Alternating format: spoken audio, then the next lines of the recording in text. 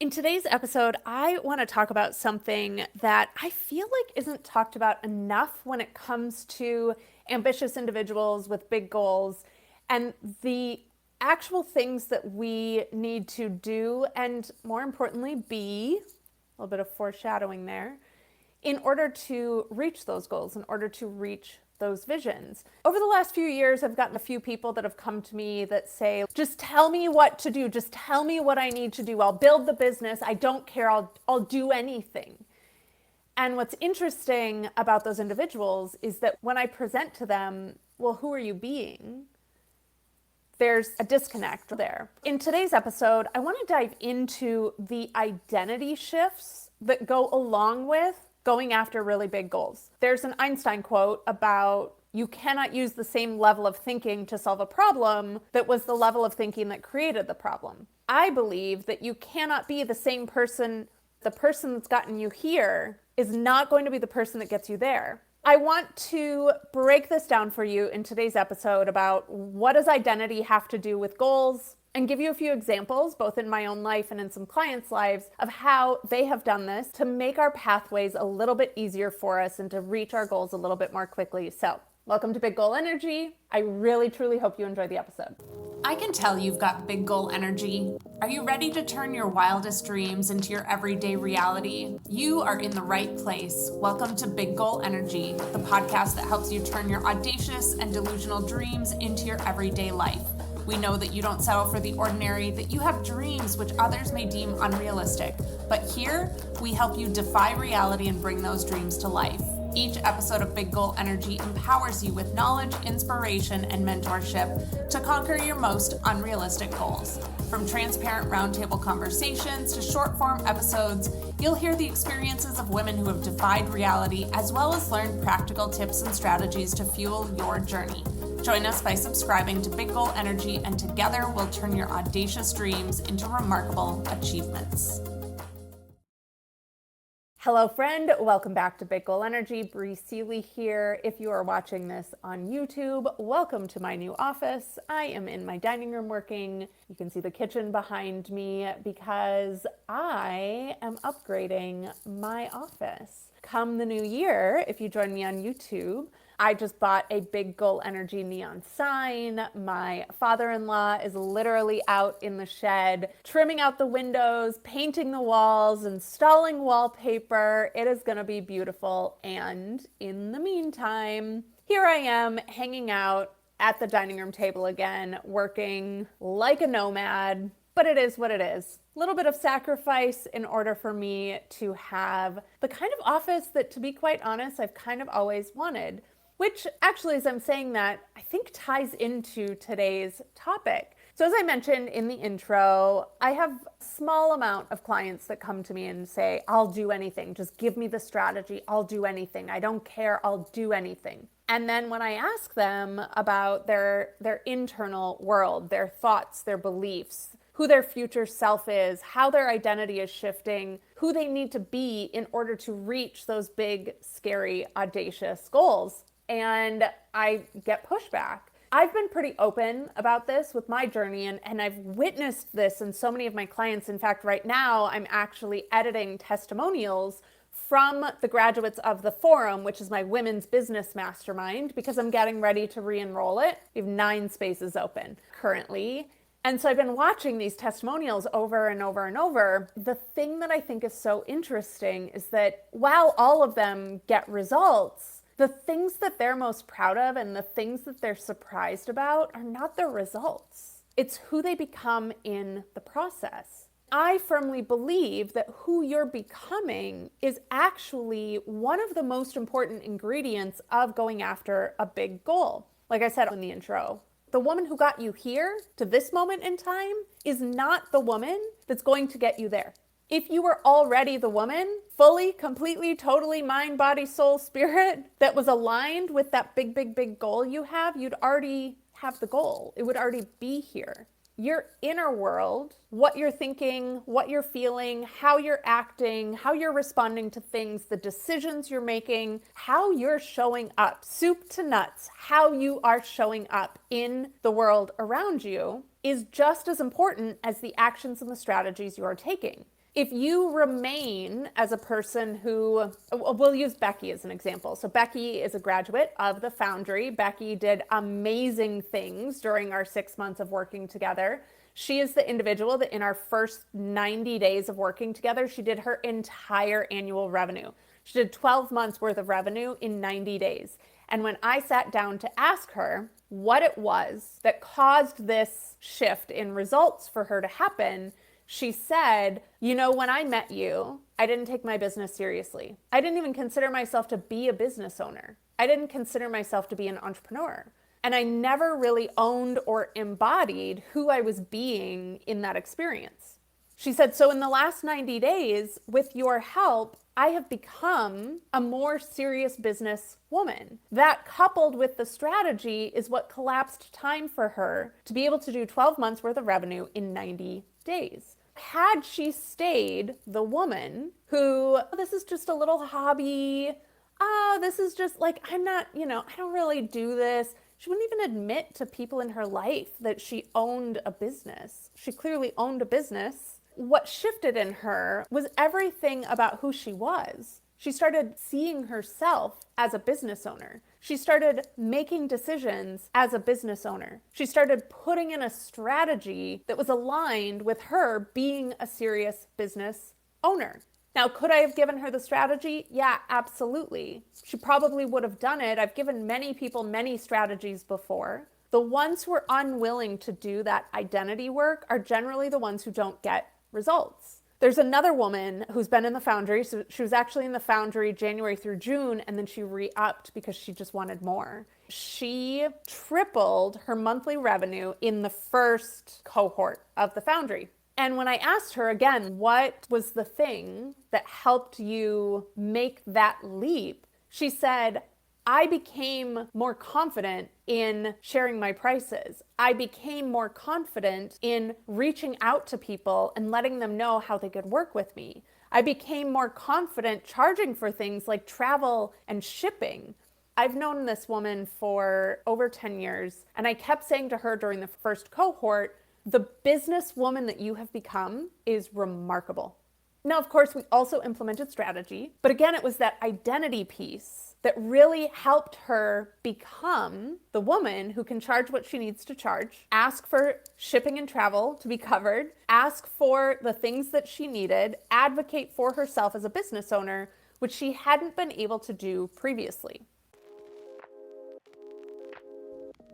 Are you an entrepreneur with a bigger vision for your business, but no clear path to build it? You need strategy, accountability, and community to transform the business you have into the entrepreneurial legacy you dream of. No more overworking for mediocre results. No more confusion about achieving your massive dreams. No more doubting your audacious goals.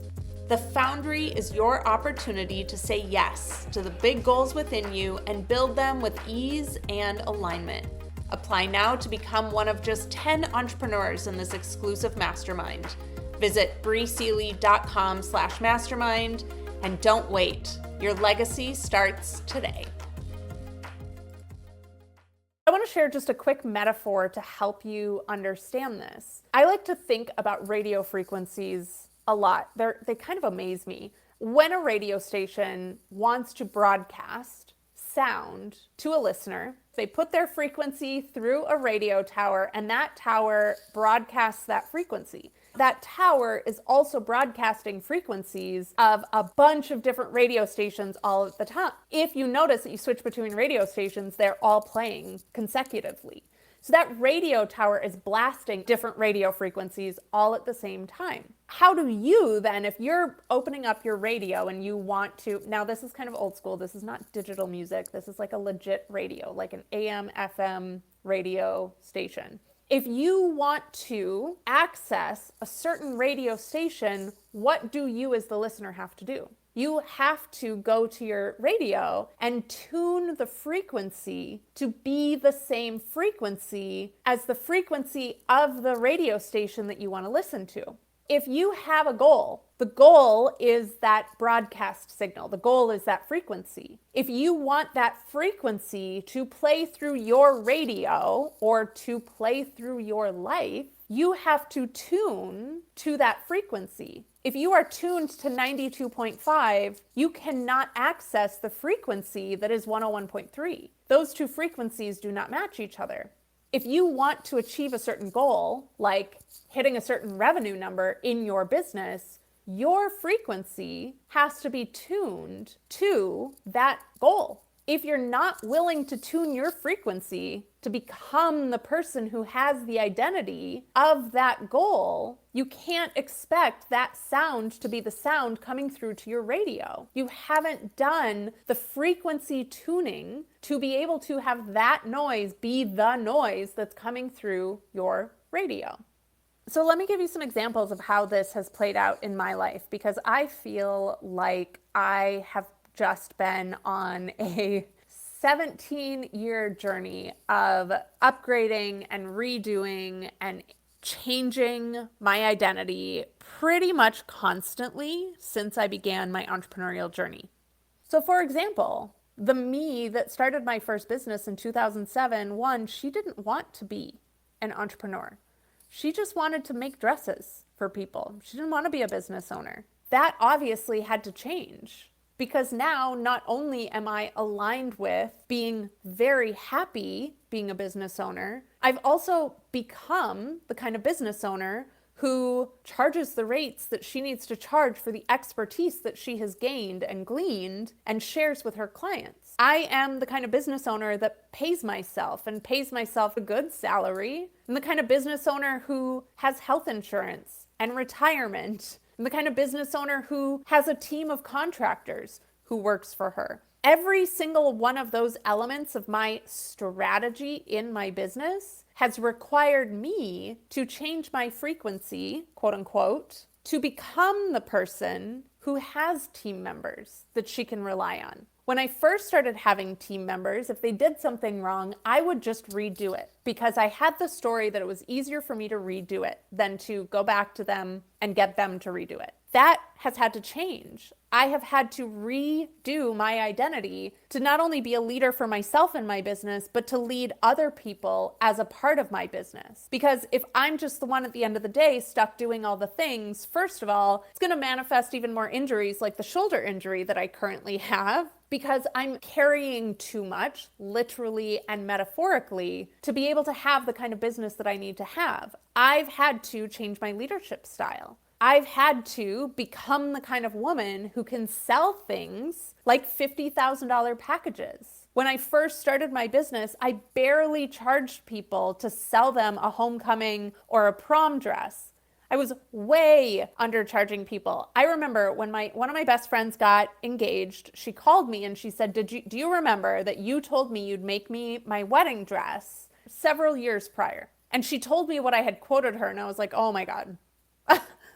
That won't even cover materials, much less my time. I've had to evolve my identity into the kind of, as I'm wearing my CEO necklace around my neck today, become the CEO that knows what her metrics are. I know what my profit margins are. I've had to become the kind of CEO that can make hard decisions. I just had to make a very hard decision about an event that I have coming up in January. All of those elements of my identity of who I am in the world have strung together to put me in a place to be able to execute a strategy. Had someone given me my current business strategy in 2007, when I didn't want to be a business owner, I was just looking to make ends meet, no matter how hard I tried, that strategy would have done abso-fucking-lutely nothing for me in my business. When I look at the weight between identity and strategy, frankly, after 10 years of working with entrepreneurs like this, I think they're about 50-50. Yes, your strategy is important, but no level of strategy can solve an identity problem.